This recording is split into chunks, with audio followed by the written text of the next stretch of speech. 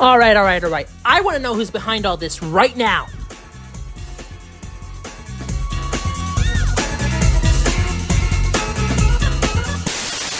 So give me good love. So give me good love.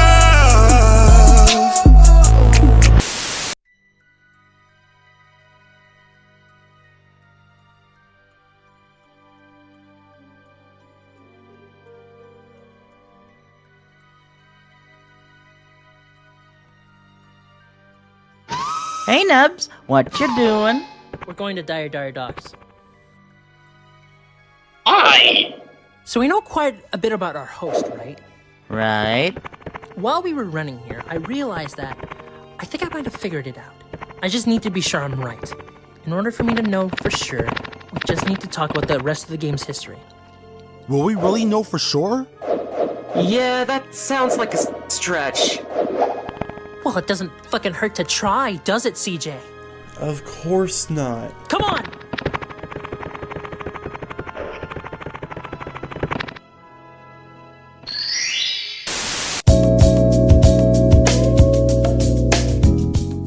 ...1997 was a great time to be a consumer of pop culture.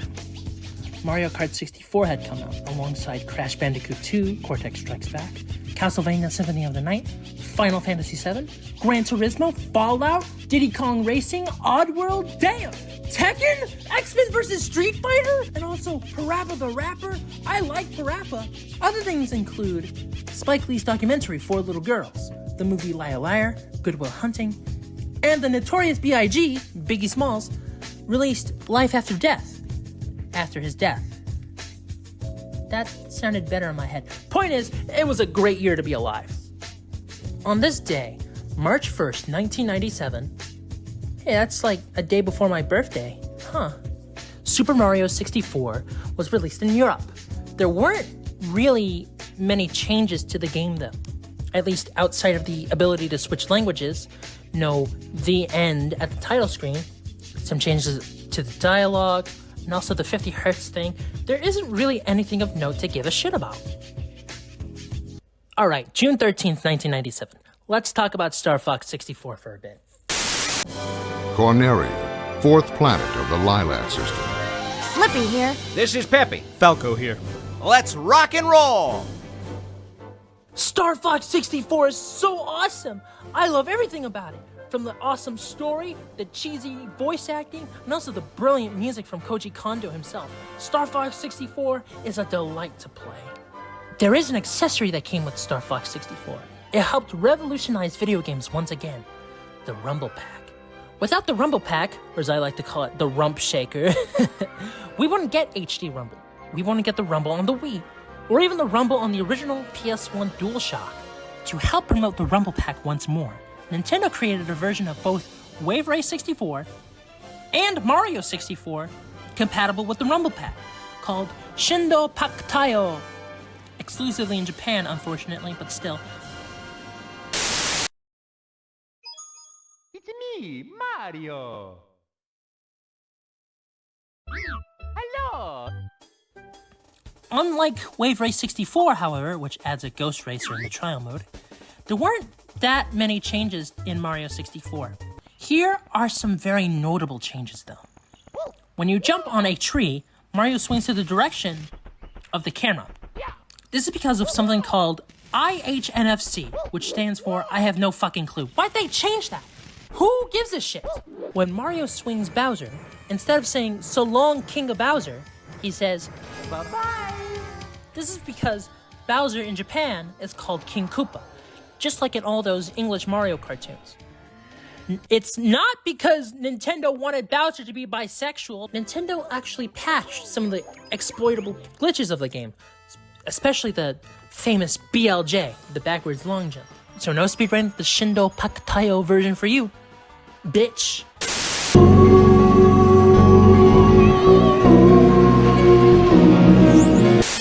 The Rumble Pack version was the one used in Super Mario 3D All-Stars. Super Mario 3D All-Stars was a remake/port thing where all the sprites in the HUD were upscaled Super Mario 64 is still in 4x3, even though Project 64 and many fan-made PC ports can produce 16x9. This is fucking stupid! You motherfuckers clearly weren't doing this for preservation, were you? You were just in it for the money. Come on, Nintendo! Ugh! After these messages, we'll be right back. Yeah. Being aware of the non-ending condition of our radically non-logical, necessary, and yet free and responsible nature. Glory, hella stupid, or pin the tail on the funky. This is the Big Bang from Parliament on Casablanca Record and Film Works.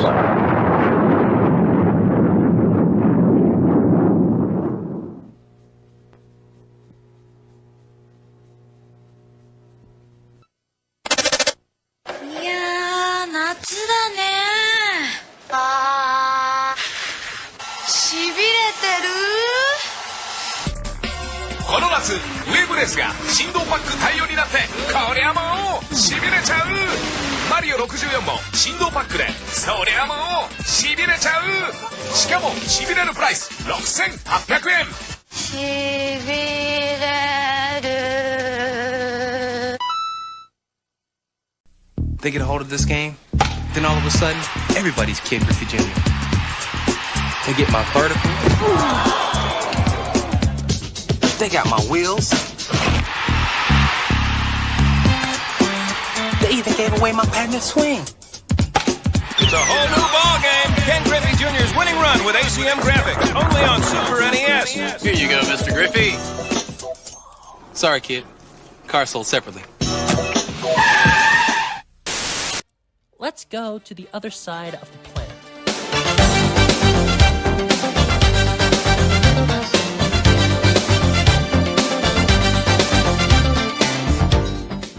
Did you know that China has a very complicated history with video games?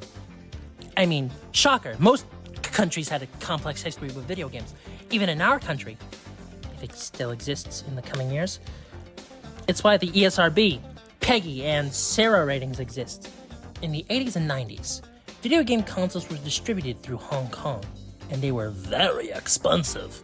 What do you do when one of your favorite consoles is too expensive to buy? Well, you make your own bootleg console your own damn self. One of these consoles was the Subar video game system Hong Baiji, otherwise known as the Red White Machine.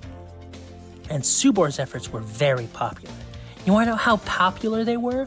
Jackie Chan was the main sponsor for one of Subar's electronic lines, called the Little Tyrant line.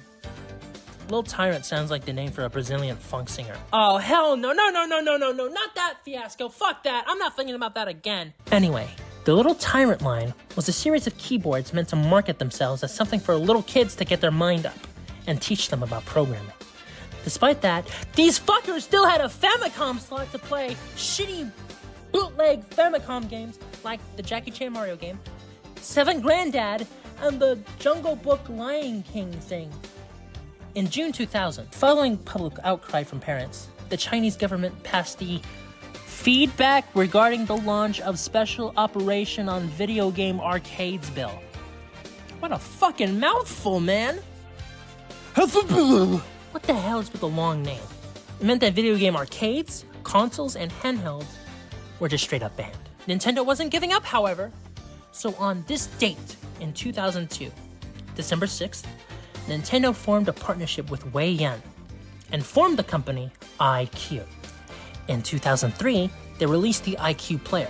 It's essentially a Nintendo 64 console and a controller that can play video games. It was sold for $72 in American money, and it came with Dr. Mario 64 and demos of games like Super Mario 64, Wave Race 64, and The Legend of Zelda Ocarina of Time. Gamers can also buy their own games, of which there were 14, including Mario Kart 64 and Super Mario 64. So let's talk about it. One thing that is different is they went out of their way to create a new logo for the game. It's me, Mario. Hello. The Mario face had a background that said IQ all over it, instead of Super Mario 64. So cool. It's based more on the Shindo Pak Dio version. The game's text had also been completely localized in simplified Chinese, which includes everything from the menu to the power meter. Unfortunately, until they teamed up with Tencent to distribute the Switch, none of the IQ efforts were all that successful. It's a damn shame. I guess they couldn't shove their message down their throats. Is that how comic skaters say that? Do people even say that shit unironically? Outside of Elliot? Alright, I'm done. Alright, get your ass over here right now!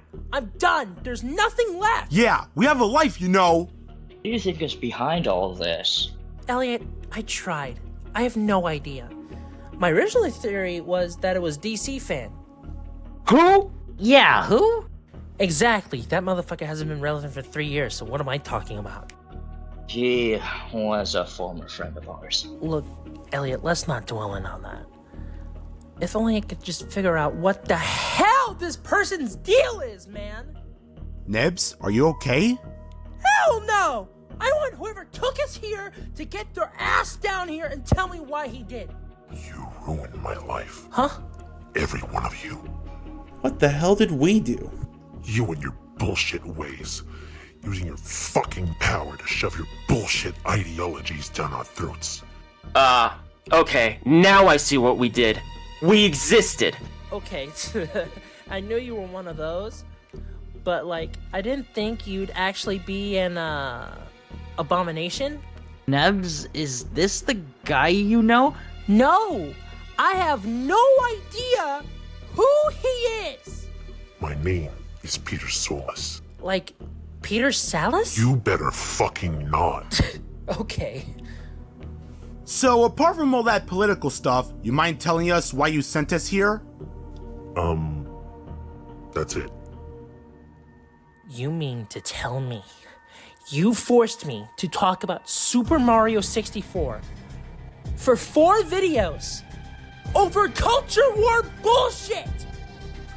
Look at you. Don't act all innocent. Nebz Shady. Or should I call you Benjamin Arbogast?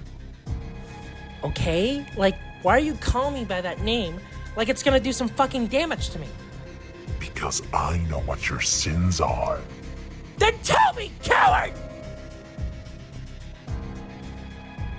Hello, today we're going to react to, he ran off with the plug twice. No!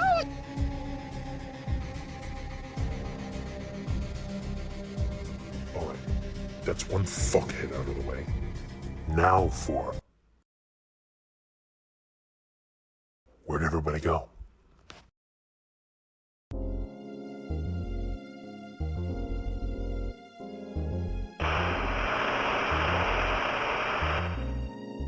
Hi. Hey.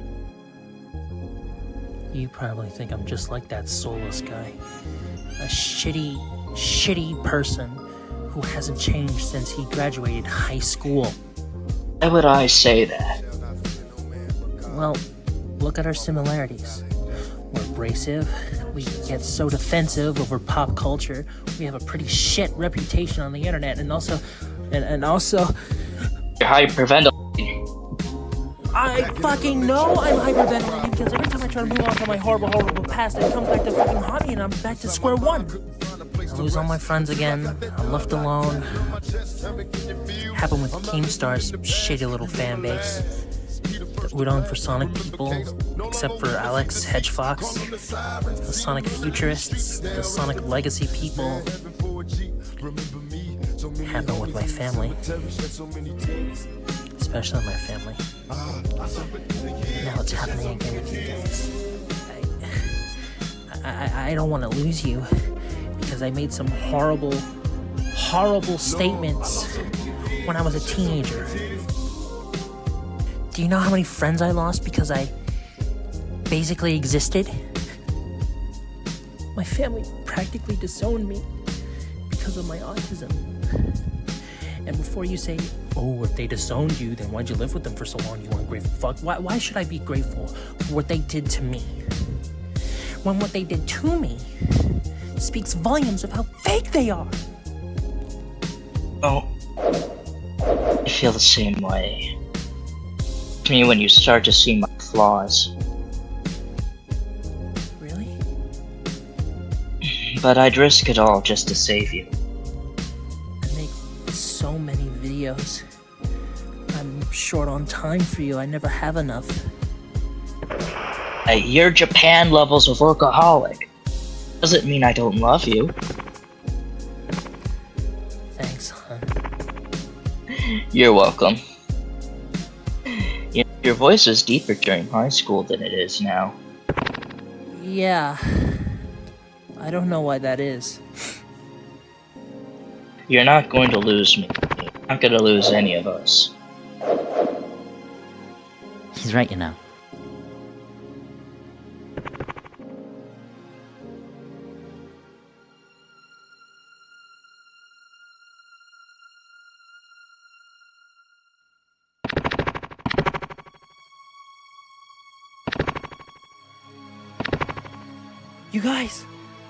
You guys don't hate me?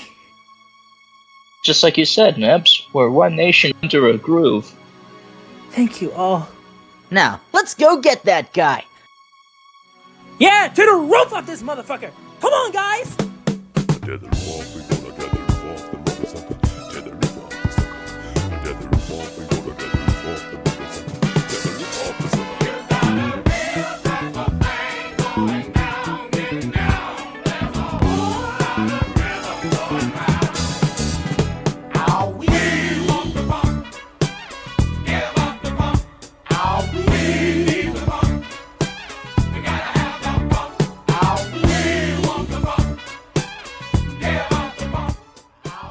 Alright, fuckface.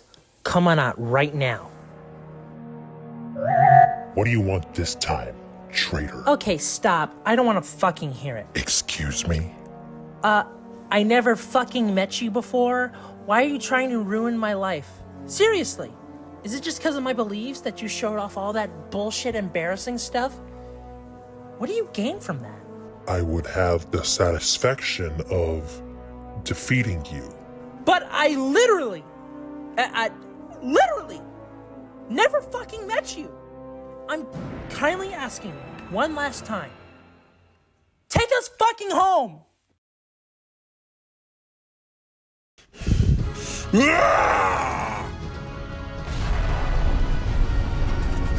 What the hell? What the fuck is happening? This isn't part of the game! Nebz, think of something!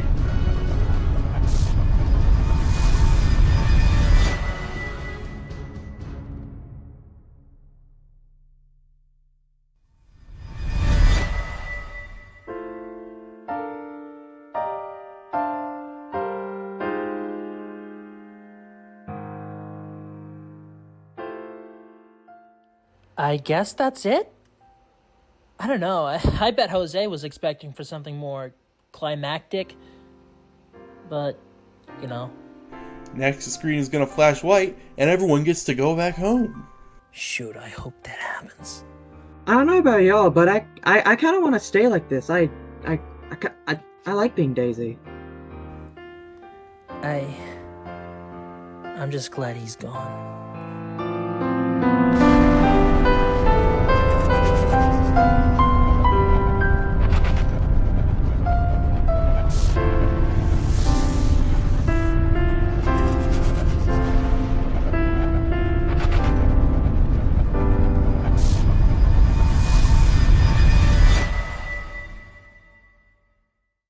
After all that happened, everyone went back to their normal lives. They streamed whatever game they streamed, they got to watch more movies together, and they did other activities together, not just for content, but because they were genuine friends.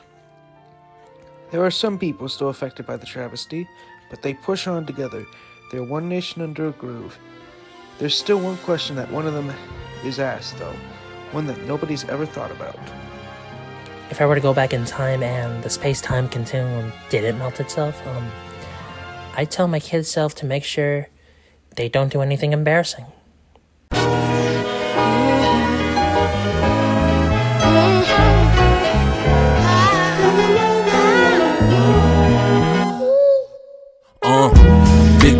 guns, what you got, huh? Slat and pop back at the ops, huh?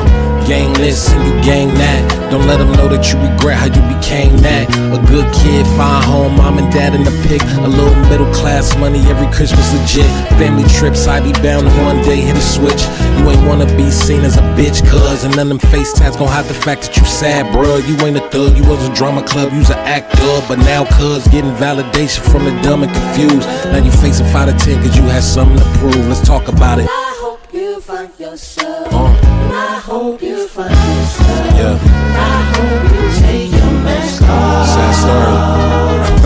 Yeah. Preaching man, preach. You make these folks think you got something to teach, like you ain't lying. Big bank from them collections, but what you buying? Ain't too fond of them gauge, you don't deny it. Wait, since a kid you knew something was up. Had you thinking God would hate you, so you covered it up. Gotta hide how you live, what you really enjoy. So got a wife, got a kid, but you be fucking them boys. Sick of all the shame, sick of all the pain that's within. Scared of being seen, tired of rebuking a sin. Traded all to be free and shine bright like the sun. But you back on that religion shit as soon as you come. Let's talk about it, nigga. I hope you find yourself. And I hope you find yourself. I hope you take your mask off.